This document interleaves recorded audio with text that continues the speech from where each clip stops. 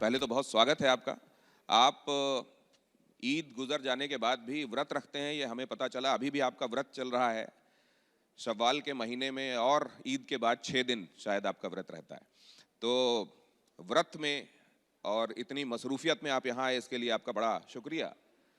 भाईजान का हिंदुस्तान, इसकी बात हो रही है, तो भाईजान का हिंदुस्तान जब हम कहते हैं तो कौन सा हिंदुस्तान, संविधान वाला या सियासत वाला? पहले तो यह है कि संविधान में भाईजान का लफ्ज़ तो लिखा हुआ नहीं है, ये आपकी इजाद है, आपने इन्वेंट किया है इसको, तो ये कहना गलत है। ज़ाहिर है हिंदुस्तान के जब हम सांसद बने हैं 5वीं मर्तबा, तो हर एमपी को भारत के संविधान पर ओथ लेना पड़ता, तो मैंने अल्लाह के नाम पर ओथ लिया है।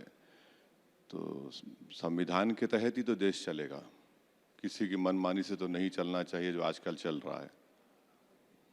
लेकिन हम परंपराओं से हटकर भी कई काम कर देते हैं। फिलिस्तीन की बात भी बोल आते हैं शपथ लेते हुए। हाँ, जब तक कोई रूल नहीं बना था, मेरे फ़लस्तीन जिंदाबाद के नारे के बाद स्पीकर साहब ने एक रूल बना दिया कि अब जिस किसी को भी ओथ लेना है तो उसको ये फॉर्मेट के तहत ओथ लेना पड़ेगा। मगर उस दिन आप ये नहीं देखे कि लोग दूसरे पार्टी के लोग किस तरह ओथ ले रहे थे, क्या क्या नारे लगा रहे थे, तो उसको सब भूल गए। और आप हम पे ज़्यादा नज़र करम आप लोगों की रहती है तो बहुत अच्छा है। तो ये भाईजान का हिंदुस्तान जब हम कहते हैं तो ये एक प्रधानमंत्री नरेंद्र मोदी का विकसित भारत, उनका विजन।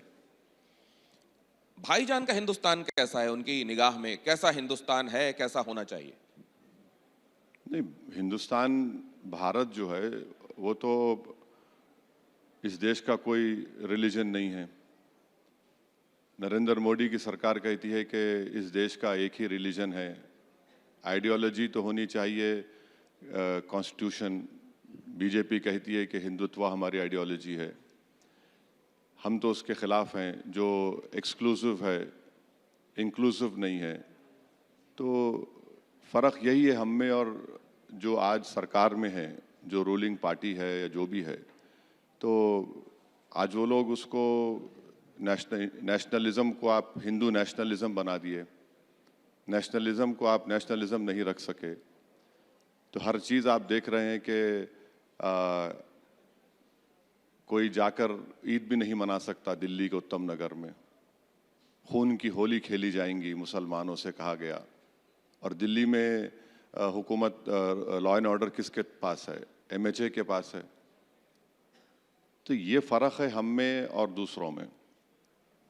नहीं, लेकिन उधर तो नाम में ही भारतीय जनता पार्टी है और आपकी पार्टी के नाम में मुस्लिमीन है। नहीं, मगर आप ये नहीं देखते कि अगर कोई पॉलिटिकल पार्टी बनती है तो उसको इलेक्शन कमीशन के पास लिख कर देना पड़ता है कि वो भारत के संविधान पर उनको अटूट भरोसा है। आप ये भूल जाते कि शिवसेना हो गई, एनसीपी हो गई, बीआरएस है, अकाली दल है, ऐसे कई पार्टियां हैं। मगर इलेक्शन कमीशन में पार्टी के रजिस्ट्रेशन के लिए जो फॉर्मेट है वो ये है कि भारत के संविधान पे आपको अटूट भरोसा रखना पड़ेगा। क्या आपका मतलब, जब आप बात करते हैं हिंदुस्तान की, तो आपका झुकाव मुसलमानों की तरफ ज्यादा होता है? क्योंकि परसेप्शन यही है। नहीं, भारत में मुसलमान कोई मार्स से तो नहीं आए ना। नहीं, लेकिन नहीं, एक तरफ पड़ला क्यों झुका नहीं, रहे? नहीं, नहीं, सुनिए, बराबरी का सुनिए। क्यों ना रहे? नहीं नहीं, चांद से तो नहीं आए, इसी जमीन के हैं। मैं तो कह रहा हूं कि आप और हम डीएनए कराते हैं, मेरा डीएनए आपसे ज्यादा निकलेगा भारत के लिए, बता रहा हूं आपको। आप भारत वाले करा जीन सीक्वेंसिंग भी देख लिए क्या हाँ, आपने? देख ले, करा देंगे, जेनेटिक टेस्ट करा लेंगे। तो ये जो बोलना कि भारत ये भारत का वैसा, और ये जो भारत तो सबका है ना। आज जो लोग हमको भारत से मोहब्बत सिखाने की कोशिश कर रहे हैं वो तो सन 57 की जंग आज़ादी में कहीं पर नजर नहीं आए।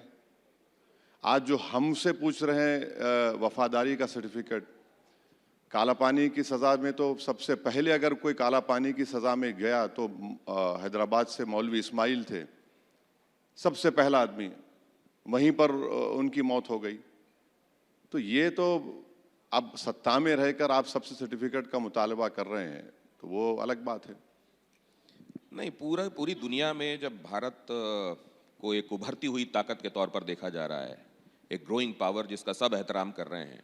वैसे में आप कई बार भारत के अंदर लोकतंत्र पर भी सवाल खड़े कर देते हैं, अल्पसंख्यकों की स्थिति पर भी सवाल खड़े कर देते हैं। जमीनी हकीकत क्या है? वो छवि जो भारत की दुनिया भर में बन रही है या जिसका जिक्र आप करते हैं वो? तो पहले आपका सवाल में दो पार्ट हैं। पहला पहला पार्ट का जवाब देता हूं। अमेरिका का डिप्टी सेक्रेटरी भारत में आके बोलता है कि हम भारत को चाइना की तरह उठने नहीं देंगे। कौन है भाई गोरी चमड़ी वाला जो भारत में आकर बोलता है उठने नहीं देंगे?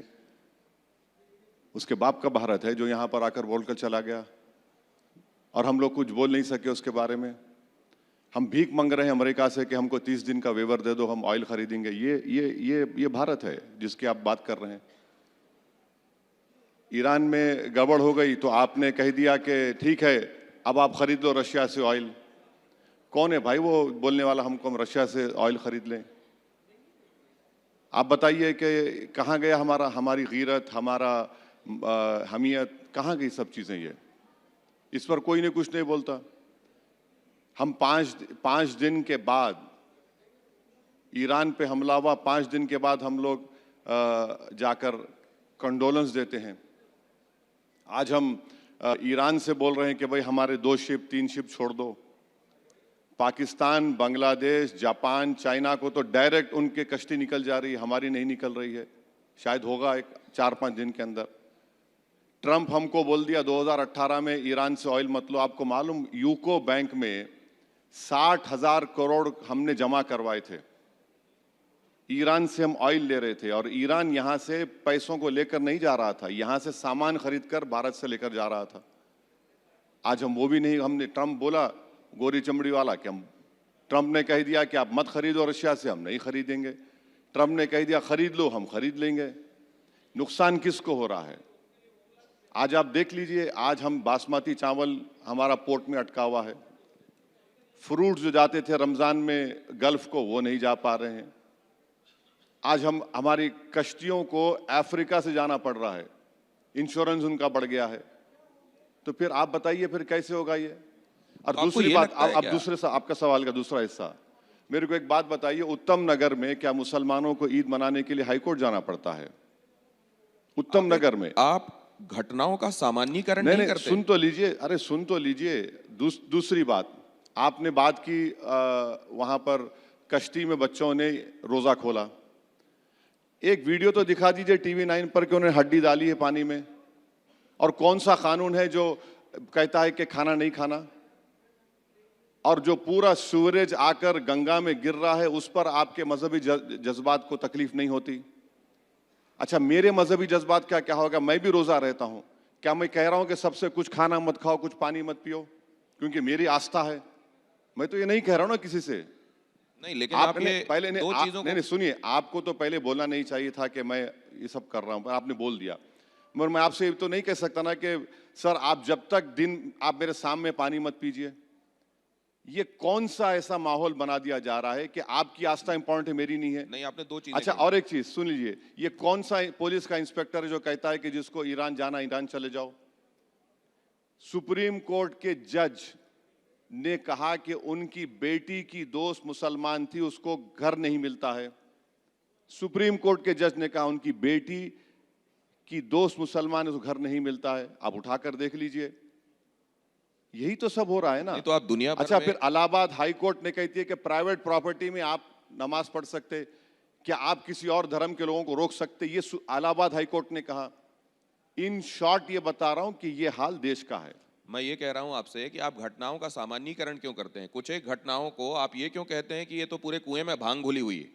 कुछ एक घटनाओं के आधार पर आप ये कह सकते हैं क्या? आप देखिए बाकी जगहों पर मुसलमानों की स्थिति देखिए, भारत में उनकी स्थिति देखिए, कि आपको ये फर्क समझ में नहीं आता? नहीं, क्या मैं क्या कोई किराएदार हूं यहाँ पे? वहां क्या हो रहा है, यहां क्या हो रहा है, मुझे क्या करना है? मैं देश का हूं ना, देश मेरा है, मैं देश की बात करूंगा। आप मुझे क्यों ले जाकर मिलाते दूसरी जगहों से? मेरे अब्बा दादा तो वहां से नहीं आए। लॉ एंड ऑर्डर वाली सिचुएशंस में भी वो जो हिंदुओं से जुड़े हुए मसले होते हैं उनमें आप उतने मुखर नहीं होते हैं। आप उन मुद्दों को जरूर पकड़ लेते हैं जहां पर आपको ये लगने लगता है। जैसे आप उत्तम नगर की घटना का जिक्र कर रहे हैं, आप गंगा में हड्डी फेंके जाने के संदर्भ में भी उसका जिक्र भी इस तरीके से कर रहे हैं। एक वीडियो आपको वो नहीं, बात बुरी नहीं लगी? आपको ये नहीं लगा कि इतने सारे हिंदू उससे आहत होंगे? सुनिए, एक वीडियो नहीं है, उन बच्चों ने गोश्त खाकर हड्डी फेंकी, ये कहानी बनाकर डाल दी गई। नहीं तो फिर आप ये भी कह रहे हैं कि अगर ऐसा किया है तो गलत अच्छा, क्या किया है? दूसरी उसमें बात, तो गंदे नाले आके मिल रहे हैं। नहीं, दूसरी बात, कौन सा कानून है बताइए? आप संविधान की बात कर रहे हैं ना, कौन सा कानून है कि गोश्त नहीं खाना वहां पर? कौन सा कानून है बताइए आप? भावनाओं को आहत करने वाला कानून है? नहीं, देश धार्मिक भावनाओं को आहत करने वाला कानून है? बिल्कुल नहीं, देश भावनाओं से नहीं चलता। आप अपने आप को कॉन्ट्रडिक्ट कर ये तो कानून है। अरे आप धार्मिक भावनाएं किसी की आहत नहीं कर सकते। गंगा जी, गंगा माँ हिंदुस्तान के लिए, भारत के लिए, हिंदुओं के लिए, सनातनियों के लिए क्या है, ये आपको बताने की जरूरत है असद भाई? बताने की जरूरत नहीं है, मगर देश कैसे चलेगा? देश कैसे चलेगा? मेरी भावना क्या क्या होगा? रमजान के 30 दिन में रोजा था तो शराब की दुकानें बंद नहीं की आप। तो आप ये कह रहे हैं कि अगर हड्डी फेंकी भी गई तो सही किया गया? सुनिए एक मिनट, इस क्यों शराब की दुकान आपने बंद नहीं की? क्योंकि शाम में 7 बजे आपको पीना है, वरना नहीं पिए तो आपका मूड आउट हो जाता है। क्या मैंने कहा कि शराब की दुकानें बंद कर दो? तो आप ये कह रहे हैं कि जो रोजेदार हैं उनमें इतना संयम नहीं है कि दुकान खुली होगी तो जाके नहीं लेंगे, नहीं पिएंगे? नहीं, चीख मत मारिए, चीख मत मारिए, आराम से बात करिए, सुनने तैयार हूं। ब्लड प्रेशर बढ़ जाएगा, आप पानी पी सकते, पीजिए आप, सुन तो लीजिए। वो बच्चों ने कौन सा कानून का उल्लंघन किया? और आपने एफआईआर में उनको बाद में लिख दिया लाइफ जैकेट पहने हुए हैं, कश्ती आपकी है, लाइफ जैकेट मुझे दे रहे हैं। आपने कहा कि उन्होंने उस कश्ती का वो कर लिया, बगैर जबरन लेकर चले गए। संभल का एक मामूली इंस्पेक्टर बोलता है, इलाहाबाद के हाईकोर्ट के जज ये कहते हैं। आप देश को संविधान से चलाइए। नहीं, अब मैं दूसरी बात आपसे जानना चाहता हूं। आप दो बातें इसमें कह रहे हैं। एक तो कह रहे हैं कोई वीडियो नहीं है, उन्होंने ऐसा नहीं किया। नहीं क्या? दूसरे आप ये कह रहे हैं कि अगर ऐसा हो भी गया तो क्या ऐसा हो गया कि उसमें इतना हाय तौबा होनी चाहिए, आप ये कह रहे हैं? मेरी एक बात सुनिए, आप सनातनियों की बात कर रहे हैं, पूरा सूरज गिरता है गंगा के अंदर, बड़ी बड़ी क्रूज चलती हैं, उसका गंदगी गंगा में गिरती है, उसकी आपको फिक्र नहीं है। कोविड के जमाने में लाशें तीर रही थी, जब इंसानियत कहां गई? आप इन दोनों घटनाओं की आप तुलना कर रहे हैं। असद भाई एक चीज आपके सामने मैं रख रहा हूं। मेरी माँ मान लीजिए कहीं बैठी हुई हैं और मैं अपने पैरों को वहां से मान लीजिए निकाल रहा हूं, उनको मेरा पैर लग गया, मैंने उनके पैर छू लिए वापस। एक होता है मैं उनसे ये कहूं कि मेरे पैर तो तुमको आते जाते लगते रहते हैं, तो कोई बात नहीं है, फिर पैर लग गया। ये जो आप कह रहे हैं गंगा में हड्डी वाली बात कि वहां सीवेज गिरता है, ये गिरता है या हड्डी विसर्जित की जाती है, ये कहीं हो जाता है बात अलग है, लेकिन मैं खा के फेंकूंगा, ये तो जानबूझ के किया गया अपमान हुआ ना? देखिए, जानबूझकर किया नहीं। देखिए, आप रूल बनाइए, आप रूल बनाइए, और अगर कोई अपनी माँ को पैर लगाता है तो हम तो माँ को पैर लगाना दूर की बात, हम तो अपनी माँ की तरफ पैर भी नहीं करते हैं। बिल्कुल, हमारे लिए गंगा जी वही है। सुनिए दूसरी बात, देश हमारे लिए भगवान नहीं है, देश की पूजा नहीं करते हम मुसलमान हैं। आर्टिकल 25 पढ़िए उठा के, प्रियम्बल पढ़िए आर्टिकल देश के संविधान का, लिबर्टी, इक्वालिटी, जस्टिस की बात करता है। इस देश में कई ऐसे लोग हैं जो किसी भगवान को नहीं मानते, अल्लाह को नहीं मानते, उनको क्या बोलेंगे आप? इसीलिए कह रहा हूं कि देखिए, मैं आस्तिकता नास्तिकता की बात नहीं कर रहा हूं असद भाई साहब, मैं ये कह रहा हूं आप अगर किसी को बहुत मानते हैं तो मेरा भी ये फर्ज है आपको मानने के लिए कि मैं उसको भी एहतराम दूं, उसको भी मानूं। कौन सा माने आप? हमने क्या नहीं माना? कौन सा? हिंदुस्तान ने क्या नहीं माना? आपने एहसान किया। एहसान नहीं, अब माना तो एहसान किया, और नहीं तो नहीं माना। ये तो चित भी मेरी पट भी मेरी हो गई। एक बात सुनिए, ये जो आपका मामला है ना, आपके सवाल की सोच जो आ रही है कि हम बड़े हैं और दूसरे हमसे छोटे हैं, बिल्कुल नहीं, बिल्कुल है। यही ज़हनियत के मज़ाहिर आप कर रहे हैं। आपको बताने की आवश्यकता नहीं है। देखिए, संविधान इस देश के लिए क्या है, आपको बताने की आवश्यकता नहीं है असद भाई। क्या उसमें ये कहना कि उसमें अगर मान लीजिए कहीं कोई सीवरेज गिर रहा है, उसकी आलोचना होनी चाहिए। हाँ। उसमें हड्डी तो विसर्जित किए जाने की भी आलोचना नहीं। अगर आपकी लॉजिक को मान लिया जाए तो आपकी मां पर सूरज गिरता रहे और आपको तकलीफ ना हो, आपकी लॉजिक को मान लिया जाए उसी तकलीफ तो, के लिए ये और आपको तकलीफ नहीं हो रही है, प्रयास किए जा रहे हैं। और आपको ये भी मालूम होगा आपकी लॉजिक ये है कि नमामि आप गंगे और स्वच्छ गंगा के तहत आपकी बहुत लॉजिक सारे ये काम है भी कि किए गए। आपकी मां पर ये दोनों- सूरज गिरता जाए, मैंने आपको वही- तकलीफ नहीं, ना हो। बिल्कुल तकलीफ, अगर अनजाने में आप- पैर लगा, मैं वही कह रहा हूं पैर कि वो का भी नहीं, गलत है। गंदगी गिर रही है, नहीं, ये दोनों गंदगी चीजों गिर, को आप आपको जो तकलीफ compare नहीं हो कर रही रहे है। हैं। अच्छा, मुबारक हो अब ये आपको। जरा देखिए, दो चीजें कही जा रही हैं कि वहां पर सीवरेज का गिरना ये भी आपके लिए तकलीफ दे होना चाहिए, बहुत ज्यादा तकलीफ दे होना चाहिए, बात बिल्कुल सही है, होना चाहिए। लेकिन खाकर गंगा में हड्डी फेंके जाने का मसला क्या वैसा ही है जैसे सीवरेज का गिरना? आप में से कितने लोग ऐसा समझते हैं, कृपया हाथ खड़ा करें, कि एक जैसी घटना है ये एक जैसी घटना? देखिए यहां बैठे किसी आदमी को नहीं लग रही। नहीं, मैं देखिए ये पूरे मान भी लें, ये गंगा का पृथ्वी पर अवतरण ही अस्थियों को विसर्जित करने के लिए हुआ है। हेमंत जी कह रहे हैं कि ये हाथ खड़े करने से तय नहीं होगा। ये तो हुआ ही इसीलिए। सुनिए, आप और ये दोनों लड़ रहे हैं, आप तय कर लीजिए पहले क्या है। वो आपके बॉस हैं, आप एक बात कर रहे हैं, वो अलग बोल रहे हैं, आप अलग बोल रहे हैं, तो आप मुझे क्यों बीच में ला रहे हैं? भाई मेरा हाल फंस गए रजिया गुंडों में। आप डिसाइड कर लीजिए पहले, आप दोनों क्या करना चाह रहे हैं। में अस्थियों का विसर्जन अलग बात है और खाकर, उनका कहने का तात्पर्य है कि खाकर फेंका जाना अलग है, विसर्जन अलग है। आपको बोल रहा हूं, कोई वीडियो दिखाओ, आप वीडियो दिखा दो, अब टीवी 9 पे वो बच्चों ने किया। तो आप ये कह रहे हैं कि मामला आस्था का नहीं, पॉलिटिकल है? सुनिए, देखिए, ये एक पूरे यूपी में या तो बुलडोजर चलेगा या गोली चलेगी, और फिर नमाज पढ़ने, प्राइवेट जगह है तो नहीं पढ़ सकते, इलाहाबाद हाईकोर्ट को करना पड़ेगा। दिल्ली में, देश की राजधानी है, उत्तम नगर में बोला जाएगा खून की होली खेलेंगे तो हाईकोर्ट जाना पड़ता है।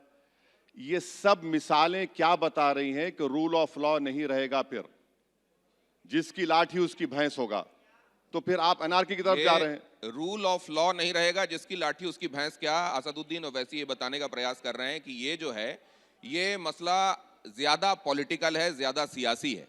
लेकिन अगर ऐसा है तो फिर जिन घटनाओं का वो जिक्र करते हैं उनका सामान्यीकरण वो क्यों करते हैं? जैसे कुछ एक उदाहरण वो दे रहे हैं, क्या उनका सामान्यीकरण हो रहा है? अब इसको और ज्यादा ना लेते हुए, यहां मुझको लगता है कि उनसे, उनकी बातों से आपको सवालों के जवाब मिल गए होंगे। नहीं, अभी मैं लूंगा, अभी आप बैठ जाइए प्लीज, कृपया शांति बनाए रखिए। ये एक चीज बड़ी अच्छी लग रही है कि आप सब इन्वॉल्व हो रहे हैं, और किसी सेशन की सार्थकता इसी में होती है कि लोग भी उसमें इन्वॉल्व हों। वैसे मैं आप लोगों को एक बात बता दूं, आज जो असद भाई के साथ ये सेशन हो रहा है, ये सिर्फ 15 मिनट का सेशन नहीं है, ये 15 मिनट से ज्यादा वाला सेशन है। तो तालियां एक बार जोरदार होनी चाहिए। अब जरा इस चर्चा को आगे बढ़ाता हूं। देखिए 15 मिनट सुन के उनके चेहरे पर कैसी मुस्कुराहट है। वैसे लोग ये कहते हैं असद भाई कि आपसे अगर टाइम पूछा जाए ना, और 9:30 बजे हो, तो आप ये नहीं कहेंगे कि 9:30 बजे, आप कहेंगे 9:15, उसके बाद और 15 मिनट। मेरी घड़ी में तो आपकी घड़ी टाइम गलत है, मेरी घड़ी में कुछ और टाइम बता रहा है। अच्छा, ये जो 28 तारीख से पिछले महीने शुरू हुआ, इसमें किन किन चीजों को आपने ऑब्जर्व किया? 28 तारीख से क्या इजराइल, अमेरिका। 28 तारीख से क्या शुरू हुआ? ये जो युद्ध शुरू हुआ, किसने शुरू किया? आप बताइए, आपने क्या ऑब्जर्व किया? मैंने आपसे क्या पूछा, आपने क्या ऑब्जर्व किया? अरे अब आप मेरे यहाँ सामान्य ज्ञान का परीक्षण करने लगे। एंकर हैं आप, एंकर हैं। आपने युद्ध किसने शुरू किया? अमेरिका इजराइल ने शुरू किया। खत्म हो गया। जब अमेरिका इजराइल युद्ध शुरू किया, उसका नुकसान भारत को नहीं हो रहा है? कितना नुकसान हो रहा है भारत को देखिए आप। यूरिया की कमी आ गई, फिर हमारे पास अब गैस की कमी आ गई, कमर्शियल गैस तो बंद हो गया। तीसरा, हमने 11 साल में जो स्ट्रेटेजिक पेट्रोलियम रिजर्व्स बनाना था, हमने नहीं बनाया। हमारा पूरा तेल आता है यही स्ट्रेट ऑफ हॉर्मुज से, गैस आती है वहीं से। एक बात बताइए, मैं मुकम्मल, प्रधानमंत्री की जगह आप होते तो क्या करते इन परिस्थितियों में?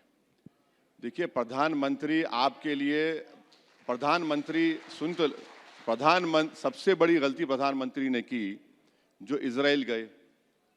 अमेरिका के 2 एयरक्राफ्ट कैरियर आ गए हैं, प्रधानमंत्री को नहीं जाना चाहिए था, खैर वो चले गए। नेतन्याहू को आना था, नहीं आया।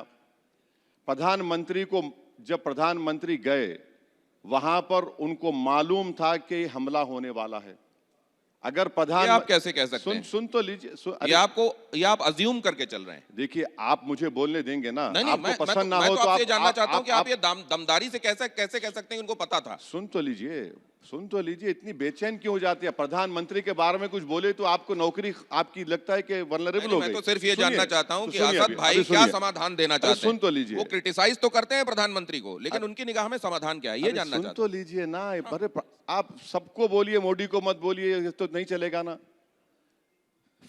आपने जनवरी में आपने नोटिस दिया कि ईरान में जितने भारत के लोग हैं आ जाइए। क्यों दिया आपने? क्योंकि आपको मालूम था कि अमेरिका वहां पे हमला करेगा। अब हो क्या रहा है? हमला तो हो गया, 5 दिन लगे हमको कंडोलेंस देने के लिए। 7 दिन के बाद हमने वो 160 स्कूल के बच्चों के मरने पर बात की। हाँ, हमारी दावत पर ईरान की नेवी विशाखापट्टनम को आती है और हमारे तरफ से एक कंडेमनेशन तो छोड़िए, कंडोलेंस तक नहीं जाता। तीसरी बात, अगर हम यूएस के स्ट्रेटेजिक एलाई है तो यूएस ने भारत को बताया था कि सब तमाशे करने वाले हैं। नुकसान किसको हो रहा है? नुकसान भारत को हो रहा है। 1 करोड़ भारत के नागरिक वहां से हर साल 40 से 50 बिलियन डॉलर का फॉरेन एक्सचेंज भी जाते हैं। उसको आप क्या करेंगे? अगर वो वापस आना शुरू कर दिए तो यहां पर तो कोई नौकरी नहीं है। यहां पर तो कोई नौकरी नहीं है ना, बताइए। दिल्ली, बॉम्बे के पोर्ट पर जाइए, महाराष्ट्र के किसान गाली दे रहे हैं कि उनका सामान नहीं जा रहा है। उसकी जिम्मेदार कौन है बताइए आप? यही तो हम कह रहे हैं कि ये जो हमला इजराइल ने, नेतन्याहू ने किया ईरान के ऊपर, हम 5 दिन क्यों खामोश बैठे? हम 5 दिन इसलिए खामोश बैठे कि हम उम्मीद कर रहे थे कि 5 दिन में इनका सफाया हो जाएगा। नहीं हुआ उनका सफाया। वो लोग मरने को तैयार हैं, वो कर रहे हैं काम। अब स्ट्रेट ऑफ होर्मुज में सुनिए, स्ट्रेट ऑफ होर्मुज से चाइना और जापान के कश्तियां बराबर आ रही हैं। हमारी इंस्टॉलमेंट में 2-2, 3-3 आ रही हैं। 3 कश्तियां आई तो आपने टीवी पर ओ जिंदाबाद के नारे लगाए। वो 3 कश्तियों में गैस तो सिर्फ 1.5 दिन की थी। 11 साल में नरेंद्र मोदी की सरकार ने गैस का कोई स्ट्रेटेजिक रिजर्व बनाया नहीं। असद सर, पेट्रोल का सुनिए, पेट्रोल का क्रूड ऑयल का कितना है? क्रूड ऑयल का आईईए बोलता है 90 डेज। प्रधानमंत्री का कल का स्टेटमेंट देख लीजिए, 5 दिन का है सिर्फ हमारे पास रिजर्व। तो ये जंग से नुकसान तो भारत को ज्यादा हो रहा है, हमारी इकोनॉमी मुतासिर हो रही है। अगर $1 बढ़ता है, कितना करंट अकाउंट डेफिसिट बढ़ेगा बताइए? अब आज क्रूड ऑयल की कीमत क्या है? तो मैंने आपसे ये जानना यही चाहा था भाई, देश के प्रधानमंत्री इन सब बातों को गौर कर लेते और वो इजराइल को नहीं जाते। अच्छा, अब तक देश के प्रधानमंत्री अब मैं आपसे कुछ नहीं, आपकी मुझे सुन ये इजराइल ने ऑन रिकॉर्ड का, सर आप बात कीजिएगा, पूरी बात कीजिएगा।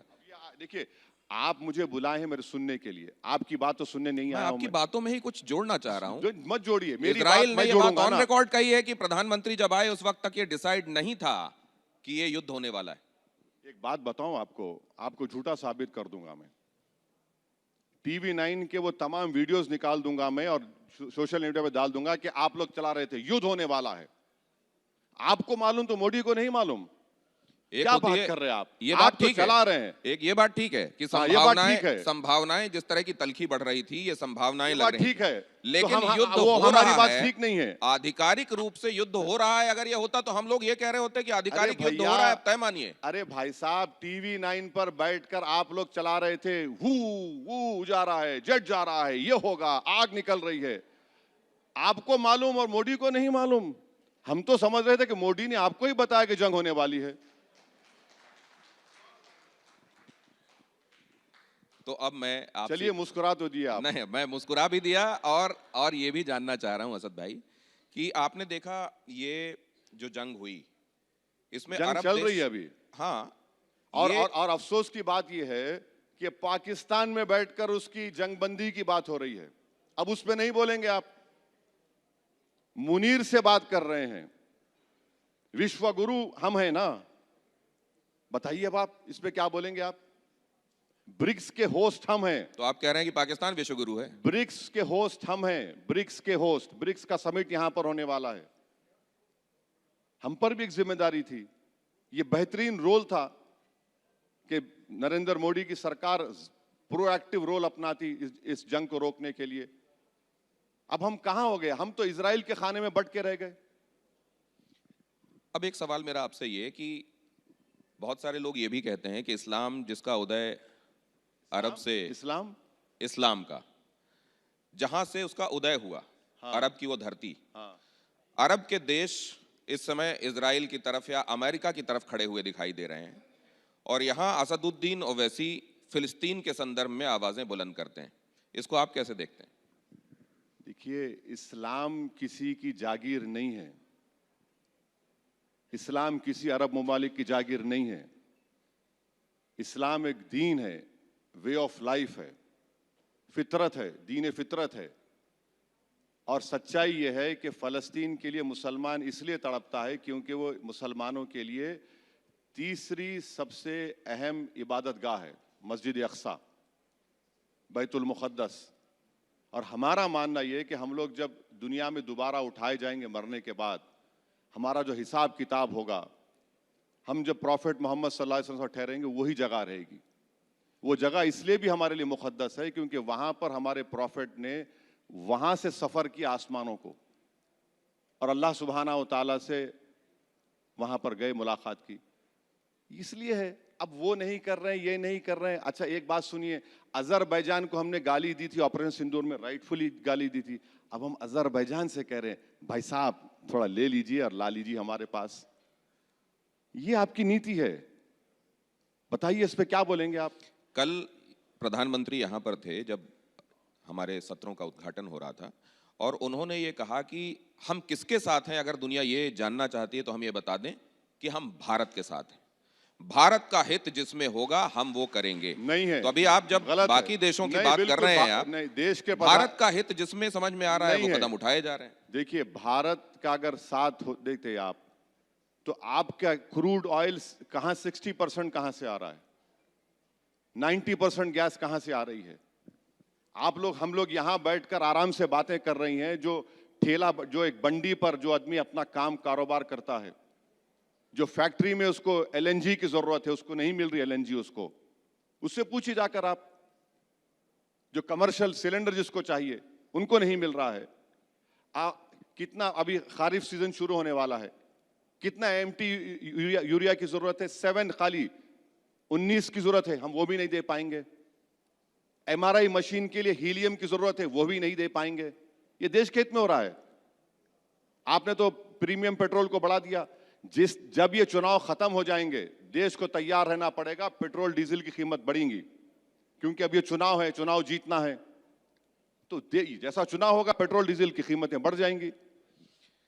मैं इसलिए भी आपसे ये जानना चाहता हूं, आपने एक बात कही कि देखिए मुस्लिम देशों से ही तेल आ रहा है, उस तेल से परहेज नहीं। नहीं नहीं नहीं, एक बात सुनिए, मैंने क्या कहा था कि मुंबई में एक पिक्चर को देखने के बाद आरएसएस के आइडियोलॉजी से मुतासिर ऑर्गेनाइजेशन ने थिएटर के अंदर लोगों से कसम दिलाई कि हम मुसलमानों का समाजी बायकॉट करेंगे। सबसे पहली बात तो यह कि संविधान के खिलाफ है किसी का सोशल बायकॉट, ये क्राइम है। और दूसरी बात मैंने कही थी कि मुसलमानों का बायकॉट आप करेंगे तो फिर तेल कहां से ले रहे हैं? क्या सऊदी अरब ने, कुवैत ने, यूएई ने, इन तमाम अरब ममालिक ने प्रधानमंत्री को बड़े से बड़ा अपना अवार्ड से नहीं नवाजा? क्या 1 करोड़ लोग भारत के इन अरब ममालिक में काम नहीं कर रहे हैं? $50 बिलियन का फॉरेन एक्सचेंज आता है भारत को, सब सेकंड हाईएस्ट। आप ये भी नहीं देख रहे हैं। आप ओवैसी से नफरत करो, मगर उन लोगों को क्या पैगाम दे रहे हैं आप बताओ? ये बोल रहा हूं, संविधान के खिलाफ है पहले तो सोशल बायकॉट करना। उन पे अब तक केस नहीं बुक हुआ, उनके ऊपर किसी पर भी एक केस, लीगल केस बुक नहीं हुआ, जो ओपनली कह रहे हैं कि मुसलमानों का बायकॉट करो। कहां जाएगा फिर? आप तो रूल ऑफ लॉ की धज्जियां उड़ा रहे हैं। रेडिकलाइज कौन हो रहा है?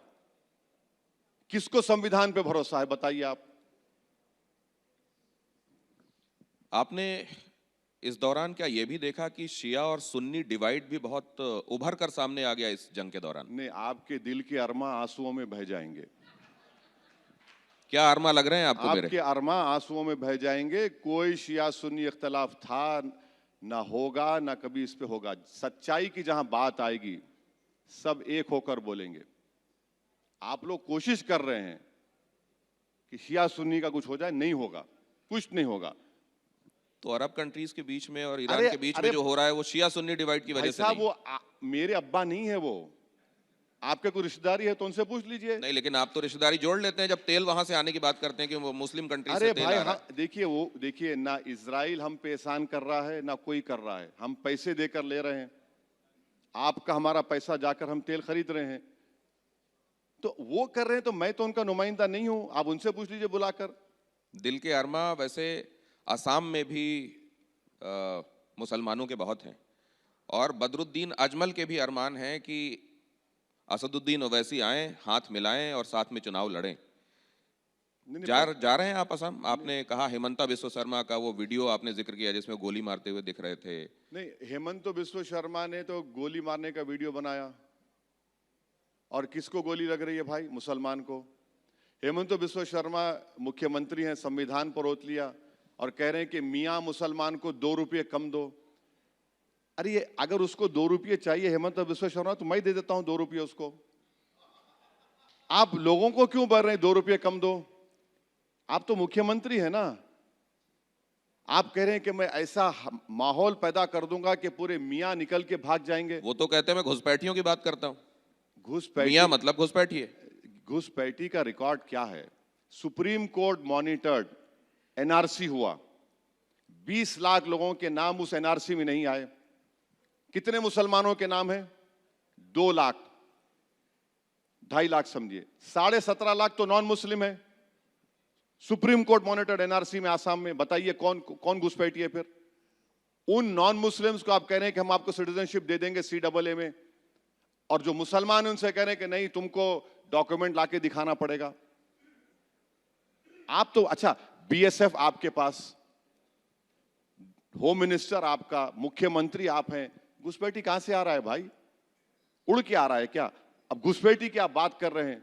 मिजोरम का CM कहता है असेंबली में खड़े होकर कि 2000 फॉरेनर्स मिजोरम आकर म्यांमार में चले गए। ये वैन डाइक किसकी औलाद है? अमेरिका का एजेंट है, ड्रोन ला रहा है भारत में, ड्रोन से हमला करने ट्रेनिंग दी जा रही है। असद भाई, बहुत सारी बातें आपसे करना चाहता हूं, लेकिन मेरे को बताया जा रहा है कि वक्त अब मेरे पास कम है, तो 2-3 चीजें जल्दी जल्दी आपसे जानना चाहता हाँ हूं। पूछिए, मैं तो बैठ के हुमायूं तैयार हूं। कबीर के साथ आपका, हुमायूं कबीर के साथ वो कह रहे हैं मैं यहाँ बंगाल का ओवैसी हूँ। अब क्या हर राज्य में अलग अलग तरीके के ओवैसी होंगे क्या? अरे बहुत अच्छा है, बुरी बात क्या है? ओवैसी होना बुरी बात है क्या? ऑनर की बात है, ये तो खुश होना चाहिए आपको। आपको मुझसे, और वो कह रहे हैं मेरे बगैर सरकार बनेगी नहीं, मैं जिसको समर्थन दूंगा वो सरकार। तो अगर भारतीय जनता पार्टी सरकार बनाने वाली स्थिति में आई और समर्थन चाह तो? नहीं नहीं नहीं, वो इस तरह की बात नहीं कर रहे हैं। बीजेपी को हराने की बात भी कर रहे हैं। बीजेपी को हराएंगे, वहां पर बीजेपी को हराएंगे, TMC को भी हराएंगे, अपने जो कैंडिडेट्स उनको कामयाब करेंगे, उस करेंगे। देखिए, ममता बनर्जी का जो मामला है, जो आप लोग नहीं बता रहे हैं, 5 लाख OBC सर्टिफिकेट कैंसिल हो गए मई 24 में, उसमें ज्यादातर मुसलमानों के हैं। और फिर आप देख लीजिए, जो कैजुअल लेबर है, सेल्फ एम्प्लॉयमेंट है, सैलरीड सेक्शन में सबसे कम मुसलमान है। वर्ल्ड हेल्थ ऑर्गेनाइजेशन का जो लिमिट है, पानी के नीचे, जमीन के जो पानी जो है, मालदा मुर्शिदाबाद में सबसे ज्यादा आर्सेनिक वहां पर है। मैं देखा हूं वहां के महिलाओं के उंगलियां, आप देखें, निशान देखें, बीड़िया बना बना कर वो लोग परेशान है। तो कुछ हुआ नहीं, ये लोग सिर्फ ठेकेदारी करते हैं। आपके ये मुद्दे बड़े कंसर्न वाले हैं, और आप ऐसा करें कि कुछ ऐसे गठबंधन बनाएं, कुछ ऐसे गठजोड़ बनाएं कि आप आखिरकार सत्ता तक पहुंचे और लोगों के लिए काम कर पाएं। ये फिजिबल क्यों दिखाई नहीं? अभी आप यहाँ पर अखिलेश यादव आए हुए थे हमारे सत्ता मंच में, उनसे हमने पूछा कि अब आने वाले चुनावों में तो ओवैसी साहब आपके साथ होंगे, अगर वो आपके दरवाजे पर मान लीजिए गठबंधन की बात लेकर आते हैं तो आपका क्या इसमें रिएक्शन होगा? उन्होंने कहा PDA के लिए जो जो काम कर रहे हैं लोग, वो सब साथ में होंगे। नहीं, लेकिन तो, ना हाँ कहा ना नहीं, ना नहीं, कहा। आप गवाह हैं। वो जब जा रहे थे यहां से, मुझे बोले मेरे खिलाफ मत बोलो, मेरे खिलाफ मत बोलो। वो बोल के गए, मेरे खिलाफ मत बोलो। अब ये देखिए, PDA की बात तो करते हैं, मगर PDA में मुसलमान नहीं है। PDA की बात बहुत करते हैं, कुछ है ही नहीं वहां पर मुसलमानों के लिए। वो तो अलग अपनी राजनीति कर रहे हैं। अल्पसंख्यक है वो तो ए मतलब अल्पसंख्यक बताते हैं। कहाँ, नहीं नहीं, वो तो और वो दूसरा हो जाता है, वो ये दूसरा हो जाता है। तो ये सब बातें हैं उनकी, जमीन पर कुछ है ही नहीं है उनके पास, ना तो कोई प्रोग्राम है ना कोई आगे बढ़ने का प्रोग्राम है। इल्जाम लगाना, लगाएंगे हम पे इल्जाम, हम जाएंगे यूपी में, हम अलायंस करेंगे कई अच्छा, अब इसको पार्टियों के दूसरे साथ। तरीके से पूछता हूं, अगर मान लीजिए अखिलेश आपको ये न्योता देते हैं कि आओ हाथ मिलाएं और साथ में लड़ें, तो आप गले मिलेंगे? अरे भाई साहब, पहले तो बोले ना कुछ। वो बिहार में क्या हुआ देखा आपने? बिहार में कितना गाली दी हमको, लेकिन फिर भी आप तेजस्वी को कहीं समर्थन देते हुए दिखाई दिए। देते हैं। उसके बाद क्या हुआ? किसकी वजह से एडी सिंह नहीं जीते? आप वो नहीं बोलते हैं? बोलिए एडी सिंह क्यों हार गए? किसकी वजह से हारे एडी सिंह? बोलिए। अरे रुक क्यों गए? जबान तो हिलाइए। कांग्रेस ने साथ नहीं दिया। हाँ, कांग्रेस ने साथ नहीं अरे दिया। इतना जोर से बोलिए, इतना सुकून से क्यों, तकलीफ से बोल रहे हैं? हम क्या थे जब वहां पर? अब हमको क्या गाली देंगे आप? अब हम बंगाल जाएंगे, शुरू हो जाता फिर वो पुराना कैसेट। हम लोग हैदराबाद में इस तरह की जो बात होती है उनको कहते हैं ये खादर खां के खट्टे डायलॉग है, वही शुरू हो जाएंगे आप। तो ये चीज है। तो अब तो चुनाव आगे हैं, बंगाल सामने है, आपसे बातचीत होती रहेगी। आज आपने वक्त निकाला, इसके लिए बहुत शुक्रिया। Thank you. तो आपने देखा, जुबान में असर, दिल में तूफान रखते हैं, अकेले खड़े हों तो भी हजारों की शान रखते हैं। बहुत धन्यवाद हमसे आज वक्त साझा करने के लिए। लेकिन अभी आप मंच पर रहिए क्योंकि आपका स्वागत बाकी है। और जी, सुमेरा, और मैं गुजारिश करूंगी विक्रम जी से, CEO टीवी 9 ग्रुप, वो आकर आपको सम्मानित करेंगे। वैसे साहब